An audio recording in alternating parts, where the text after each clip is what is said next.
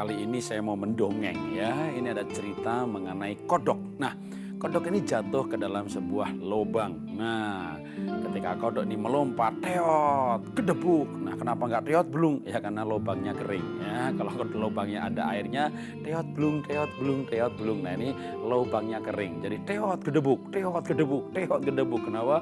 Dia lompat, teot, nggak bisa nyampe balik, debuk. Lompat lagi, teot, ya nggak bisa nyampe, kedebuk. Lah, ini banyak kodok lain mendengar bunyi. Wah, kenapa ada teot, kedebuk, kedebuk? Wah, lalu kodok-kodok berdatangan mengelilingi lubang di mana ada kodok di dalamnya. Lalu kodok ini berkata kepada kodok yang di dalam lubang, ya, teot, teot, teot, teot, teot, teot. Ya, namanya juga kodok, mau bilang apa lagi gitu ya, teot, teot, teot, teot gitu ya. Oke, saya terjemahkan. Anggap aja saya punya karunia menerjemahkan bahasa kodok. Nah, kodok yang lain berkata, kodok, jangan lompat dok. Udah di situ aja, tunggu hujan. Nanti kalau hujan, lubangnya penuh air, kamu tinggal melangkah, nggak buang-buang energi. Wah, kodok yang di dalam lubang ini melihat dan dia lompat lagi, teot, buk. Udah aku bilang jangan lompat, tunggu di situ aja. Wah, kodok ini melihat teman-teman di atas banyak, dia lompat lagi, teot, buk. Aduh, aku bilang apa jangan lompat. Kodok ini melihat dan lompat lagi, teot, buk, makin keras lagi. Sudah kami bilang di situ saja. Ini kodok ancang-ancang dan dia lompat lagi, teot. Nggak pakai kedebuk. Maksudnya nyampe dia ya, nggak jatuh, sampai dia. Wih, sampai di atas temannya mengelilingi. Kenapa kamu tetap lompat? Kenapa nggak dengar saran kami untuk tidak lompat saja? Kenapa kamu nekat lompat? Kodoknya diem saja. Dia tidak berbicara apa-apa. Saya tahu kenapa kodoknya diem. Kecapean? Salah. Kenapa dia diem? Karena dia tuli. Jadi kodok yang di dalam lubang ini tuli kawan, dia nggak dengar.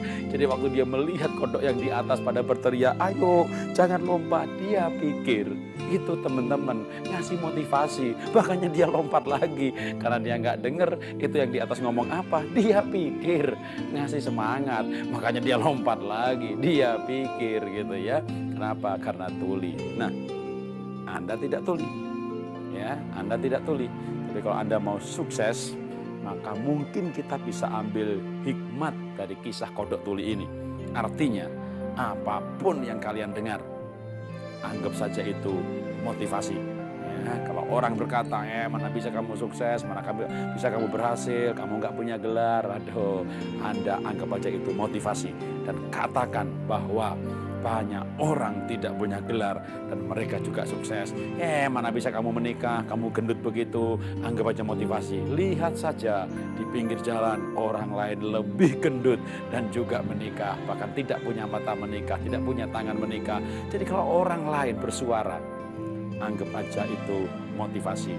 Mana bisa kamu berhasil, kerempeng begitu, begini, begitu. Aduh, terlalu banyak komentar dalam hidup ini. Mereka mentertawakan mimpi Anda, mereka mentertawakan cita-cita Anda. Tapi Anda harus menganggap itu semuanya adalah motivasi. Ya, Anda tidak perlu menjadi tuli, tapi anggap saja itu motivasi. Nah, kalau Anda meresponi komentar orang lain sebagai motivasi, Anda menjadi orang yang luar biasa. Karena biasanya orang itu down, patah semangat, gak meneruskan langkahnya karena komentar banyak orang. Padahal namanya hidup ini memang terlalu banyak orang hanya bisa berkomentar. Karena itu kalau saran saya, ya orang patah berkata, biarkan anjing tetap menggonggong gitu ya. Ya kita makan terus gitu ya, jalan terus ya, kafilah berlalu, kan itu bukan kafilah gitu ya. Anjing mau menggonggong minta makan ya nggak usah, kita makan aja gitu ya. Ada lebih dikasih, nggak ada ya nggak apa-apa gitu ya. Maksudnya ya kita jalan terus, apapun komentar orang. Maka saya percaya itu sikap hidup menuju sukses. Salam dahsyat luar biasa.